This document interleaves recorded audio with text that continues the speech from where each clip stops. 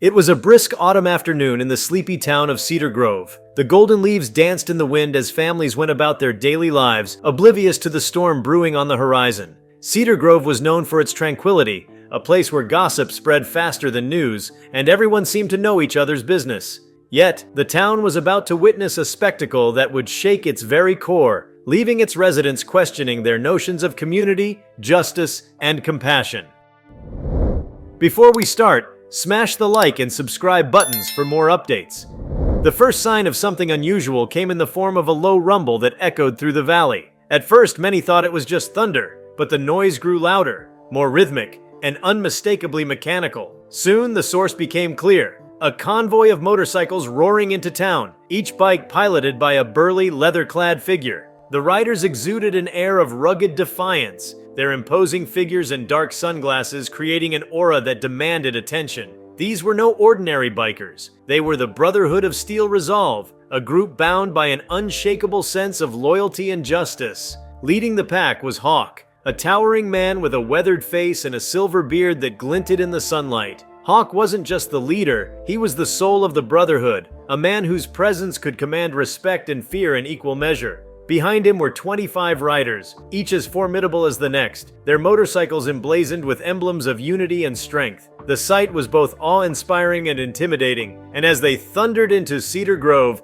every pedestrian stopped in their tracks, staring wide-eyed at the procession. Their destination was clear, a modest diner on the edge of town, where a young man named Ethan spent most of his afternoons. Ethan was an unassuming figure, a wiry teenager with sandy hair and a quiet demeanor. He was known in Cedar Grove for his earnestness, his politeness, and most recently, for his unapologetic support of a controversial political movement. Ethan had become a vocal supporter of the Make America Great Again campaign, a stance that set him apart in a town that leaned heavily in the opposite direction. Ethan's convictions had made him a target. Over the past few months, he had endured relentless bullying from his peers, escalating from cruel taunts to outright violence. His school locker had been vandalized with hateful messages, and he'd been shoved into lockers more times than he could count. The worst incident occurred just days before, when a group of classmates ambushed him after school, leaving him bruised and humiliated in an alley. Ethan's spirit was strong, but the toll of the abuse was evident in his eyes, which now carried a shadow of weariness and despair. Unbeknownst to Ethan, his plight had reached the ears of the Brotherhood of Steel Resolve. Hawk had learned of the boy's ordeal through a viral social media post, where Ethan's tear-streaked face and a caption describing the bullying had struck a chord. It wasn't just the injustice that angered Hawk, it was the knowledge that someone was being punished for standing by their beliefs, no matter how unpopular. Hawk and his Brotherhood had seen this story play out before, and they had sworn to never stand idly by when justice was at stake. The bikers parked their motorcycles outside the diner, the sound of engines dying out replaced by the murmurs of astonished onlookers. Hawk dismounted first, his heavy boots crunching against the gravel as he made his way to the diner's entrance. The other bikers followed suit, their collective presence so imposing that even the bravest in Cedar Grove wouldn't dare approach them. Inside the diner, Ethan sat alone at a booth, a half-eaten burger in front of him as he stared out the window. His heart skipped a beat when he saw the convoy, the realization dawning on him that they had come for him. Hawk stepped into the diner, his commanding presence silencing the room instantly. The patrons froze, forks suspended mid-air as the Brotherhood filed in behind him. Hawk's sharp eyes scanned the room until they landed on Ethan. The boy looked up, his apprehension quickly giving way to confusion as Hawk approached him. "You, Ethan?" Hawk asked, his gravelly voice carrying the weight of authority. Ethan nodded cautiously, his gaze flickering to the bikers surrounding him. "I'm Hawk. Heard you've been having a rough time. Mind if we sit?" Ethan gestured hesitantly to the empty seats at his booth, and Hawk slid into the seat opposite him, the leather of his jacket creaking as he leaned forward. The other bikers remained standing, their watchful eyes ensuring no one dared interrupt. Hawk's expression softened as he spoke, his voice lowering to a tone of genuine concern. "We're here because we heard what you've been going through," Hawk said. "We don't take kindly to bullies, especially when someone's just standing up for what they believe in." Ethan's throat tightened as he tried to respond, overwhelmed by the sudden outpouring of support from such an unexpected group. I don't understand," he stammered. "Why would you care? You don't even know me." Hawk's lips curled into a faint smile. "Because we've all been where you are, kid. We've all stood alone when it felt like the whole world was against us, and we're not about to let you face this alone anymore." The sincerity in Hawk's words broke through Ethan's defenses, and for the first time in weeks, he felt a glimmer of hope. The other patrons in the diner watched in stunned silence as Hawk reached across the table, placing a calloused hand on Ethan's shoulder. "You've got a family now, Ethan," he said. "We're your brothers, and we're not going anywhere." Word of the bikers' arrival spread like wildfire through Cedar Grove, and by evening a crowd had gathered outside the diner. Among them were the very teenagers who had tormented Ethan, their smug expressions replaced with nervous glances as they saw the Brotherhood standing guard. Hawk wasn't one to mince words, and when he addressed the crowd, his voice carried the weight of years of hard-won wisdom. "We're not here to start trouble," he began, his tone firm yet measured. "But we are here to send a message. Bullying is cowardice, plain and simple. Picking on someone for their beliefs doesn't make you strong. It makes you weak. If you've got a problem with Ethan, you've got a problem with all of us." The crowd shifted uneasily, the power dynamic in Cedar Grove shifting in real time. The bikers weren't just intimidating, they were a living testament to the power of unity and the importance of standing up for what's right. As Hawk continued to speak, his words resonated not just with Ethan but with everyone present. It wasn't about politics or personal beliefs,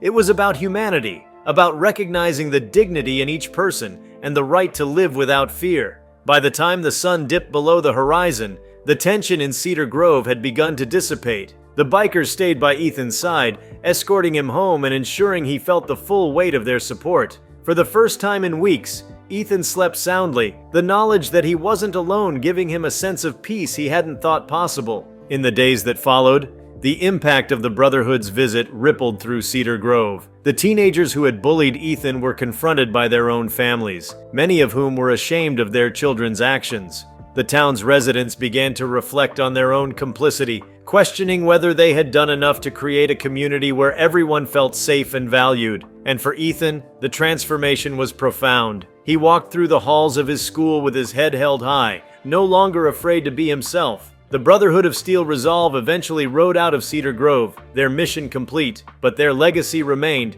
etched into the hearts of the townspeople and, most importantly, into the heart of a young man who had been given a second chance at confidence and courage. Ethan's story became a testament to the power of solidarity and the impact that a single act of kindness can have on a life. Years later, when Ethan was asked about that fateful day, his eyes would light up with gratitude and resolve. "They didn't just stand up for me," he'd say. "They showed me that there's strength in standing together, and that sometimes even strangers can become family when it matters most." As the roar of the motorcycles faded into the distance, the town of Cedar Grove began to settle back into its usual rhythm. Yet the impact of the bikers' visit lingered like an aftershock. In homes, schools, and local businesses, their arrival and the events surrounding it became the talk of the town. People who had never before concerned themselves with the bullying issue or Ethan's story suddenly found themselves deeply engaged in discussions about morality, justice, and the responsibilities of a community.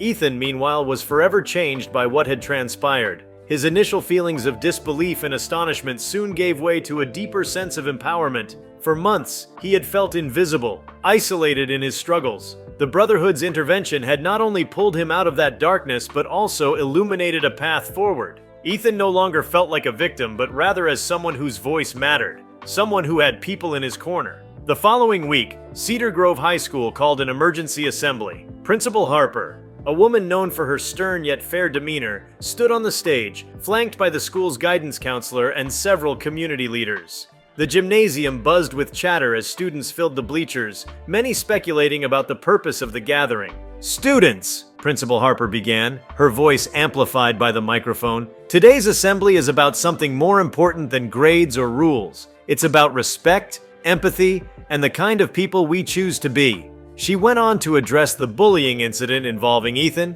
speaking with a raw honesty that left no room for ambiguity. While she didn't name the perpetrators directly, her words made it clear that such behavior would no longer be tolerated. The school unveiled new policies to combat bullying, including peer mentorship programs, anonymous reporting systems, and a series of workshops aimed at fostering inclusivity. Ethan, sitting in the crowd, felt a surge of emotions. Part of him was relieved that the issue was being taken seriously, but another part was cautious, unsure if these measures would truly make a difference. It wasn't just about policies, it was about changing hearts and minds. After the assembly, a few students approached Ethan, Some offered quiet words of apology, their faces flushed with shame, while others simply gave him a nod of acknowledgement. It wasn't much, but it was a start. For Ethan, these moments were bittersweet reminders of how far he had come and how far there was still to go. Beyond the school walls, the effects of the bikers' visit extended into the broader community. At the local coffee shop, the pastor of Cedar Grove's church struck up a conversation with Marcy, the mother of one of the boys who had tormented Ethan.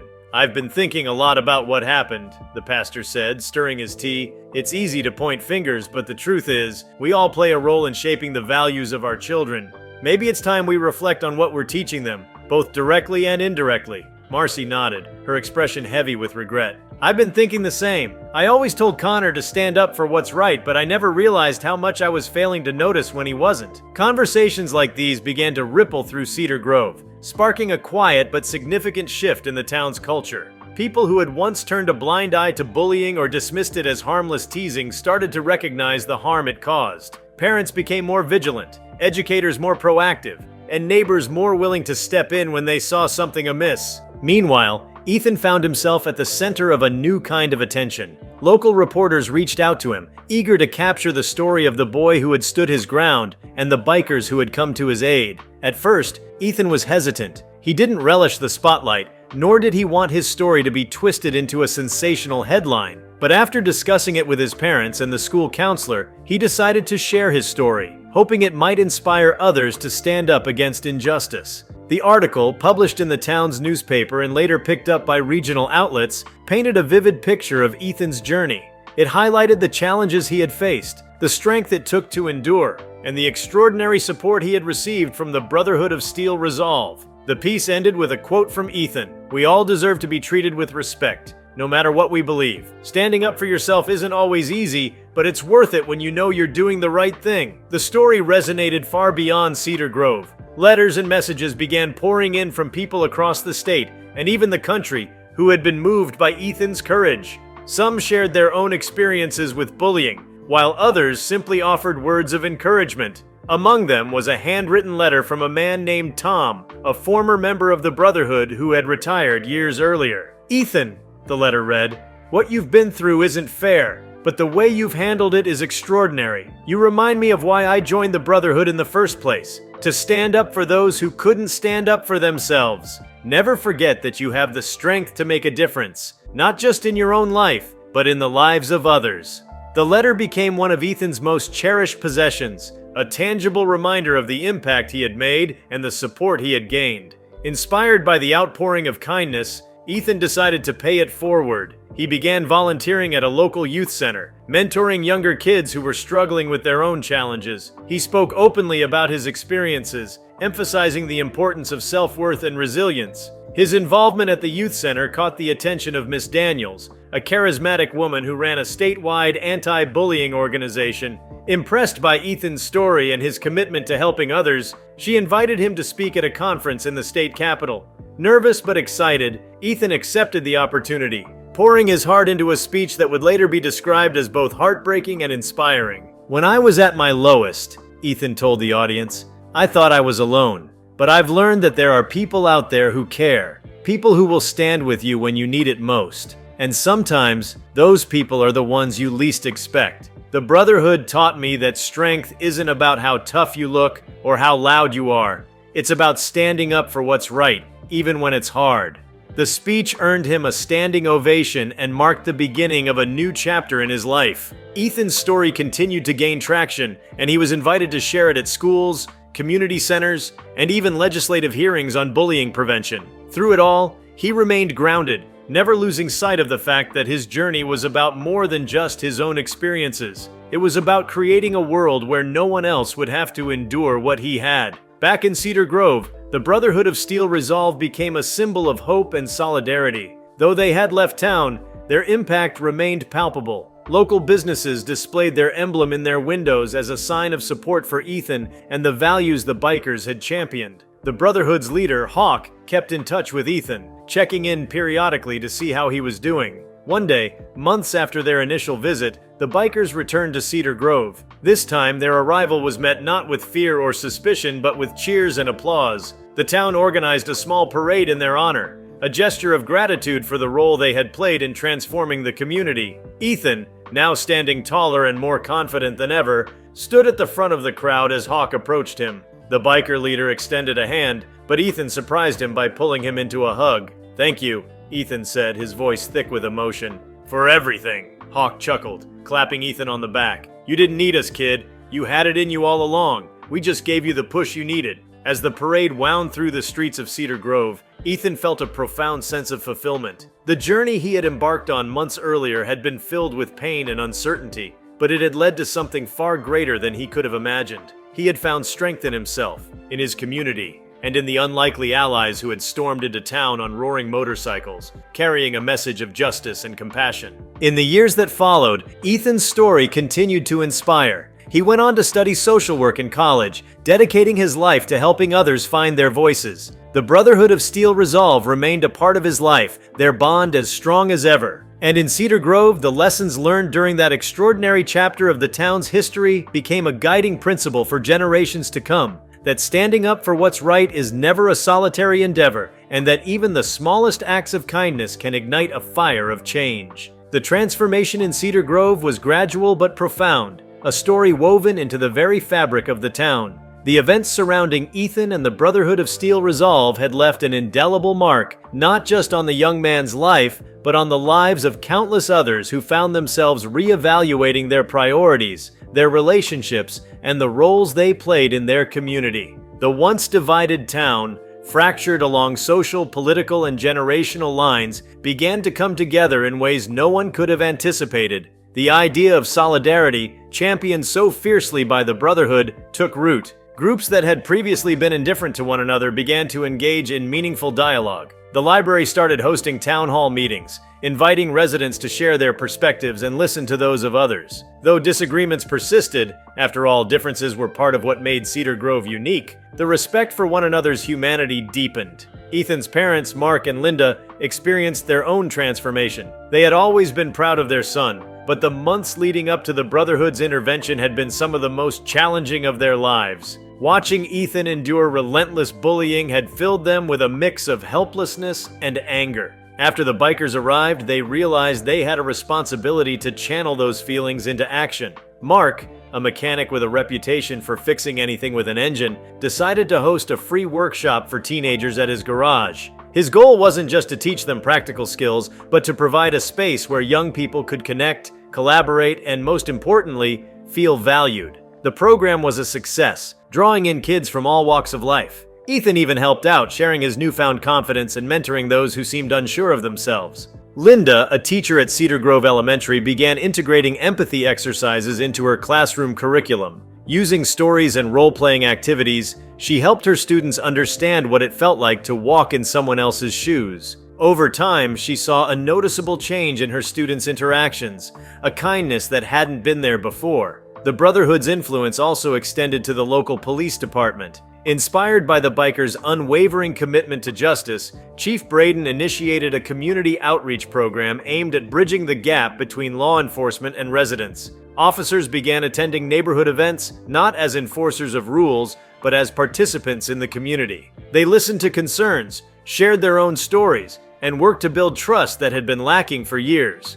Ethan's school continued its efforts to address bullying with a focus that went beyond punishment. Principal Harper partnered with local organizations to bring in guest speakers, organize workshops, and create peer support groups. One of the most impactful initiatives was the creation of a peer ambassador program, where students like Ethan could mentor younger peers and act as role models for inclusivity and resilience. Ethan was one of the first students chosen to serve as an ambassador, and he took the role seriously, seeing it as a way to ensure no one else felt as alone as he once had. As time passed, Ethan's relationship with the Brotherhood deepened. Hawk, the group's leader, became a father figure to him, someone he could turn to for advice and encouragement. The bikers welcomed Ethan into their fold, not as a full-fledged member, but as an honorary brother. On weekends, they would invite him to join them on short rides through the countryside. Riding with the Brotherhood became a kind of therapy for Ethan, a way to clear his mind and feel a sense of freedom he hadn't known before. During one of these rides, Hawk shared a story from his own past. He spoke of a time when he had been a young man, full of anger and resentment, lashing out at the world because he didn't know how to cope with his own pain. It was the brotherhood that had saved him, teaching him the values of loyalty, compassion, and standing up for others. "You remind me of myself back then," Hawk said as they pulled over at a scenic overlook. The sun was setting, casting a golden glow over the hills. "But you've got something I didn't have. The courage to stand up for what's right, even when it feels like the whole world's against you. Never lose that, Ethan. It's what makes you who you are." Ethan carried Hawk's words with him as he navigated the challenges of high school and beyond. The strength and wisdom he gained from the brotherhood became a guiding force in his life. He used it to uplift others, whether it was standing up for a classmate being teased or volunteering his time at the local shelter. His actions began to inspire others, creating a ripple effect that spread through Cedar Grove and beyond. One of the most poignant moments came during a school assembly, where Ethan was invited to speak about his journey. Standing on the same stage where Principal Harper had once addressed the issue of bullying, Ethan looked out at the sea of faces, students, teachers, and even some parents who had come to hear him. He spoke from the heart, sharing not just the pain he had endured, but also the lessons he had learned. "We all have a choice," Ethan said, his voice steady despite the lump in his throat. "We can choose to be bystanders, to look the other way when someone's hurting, or we can choose to be upstanders, to stand with those who need us, even if it's hard. The Brotherhood taught me that we're stronger together, and I hope we can all remember that." The auditorium erupted into applause, but the real impact of Ethan's words became evident in the days and weeks that followed. Students who had previously kept to themselves began reaching out to others. Groups that had once been cliquish started to mix, finding common ground in shared experiences and goals. The school began to feel less like a collection of individuals and more like a community. Outside of Cedar Grove, Ethan's story continued to gain traction. He was invited to speak at conferences, schools, and community events across the state. Each time, he shared his message of resilience, empathy, and the power of standing up for what's right. His speeches resonated with people of all ages and backgrounds, many of whom saw their own struggles reflected in his journey. One of the most memorable invitations came from a National Youth Leadership Summit in Washington, D.C. Ethan, now a high school senior, was both excited and nervous about the opportunity. The summit brought together young leaders from across the country, all of whom had made a difference in their communities. Ethan was one of the keynote speakers, and his address left an indelible mark on the audience. Standing on the stage of a grand auditorium, Ethan spoke about the brotherhood and the lessons they had taught him. He shared how their unwavering support had given him the strength to find his voice and how he had used that voice to create change. "Courage isn't something you're born with," he told the crowd. "It's something you choose every single day. And when you choose courage, you inspire others to do the same. That's how we change the world, not all at once, but one act of kindness, one stand for justice at a time." The summit proved to be a turning point in Ethan's life. He left Washington with a renewed sense of purpose and a network of peers who shared his passion for making a difference. Together, they brainstormed ideas for new initiatives, from anti-bullying campaigns to programs that promoted civic engagement. Back in Cedar Grove, Ethan's achievements became a source of pride for the town. The once quiet teenager who had been bullied for his beliefs was now a leader, a role model, and a symbol of resilience. His story became part of the town's lore, shared with newcomers and celebrated during community events. As Ethan prepared to graduate high school, the Brotherhood of Steel Resolve returned to Cedar Grove for one final visit. This time, they weren't there to protect him but to celebrate how far he had come. They hosted a barbecue at the town park, inviting everyone to join. The event was a joyful affair, filled with laughter, music, and stories. Hawk, standing beside Ethan, raised a glass during a toast. "To Ethan," he said, his voice filled with pride. "You're not just a part of our brotherhood, kid. You're a part of something even bigger. A movement, a change, and we couldn't be prouder." As the sun set over Cedar Grove, Ethan looked around at the faces of the people who had supported him,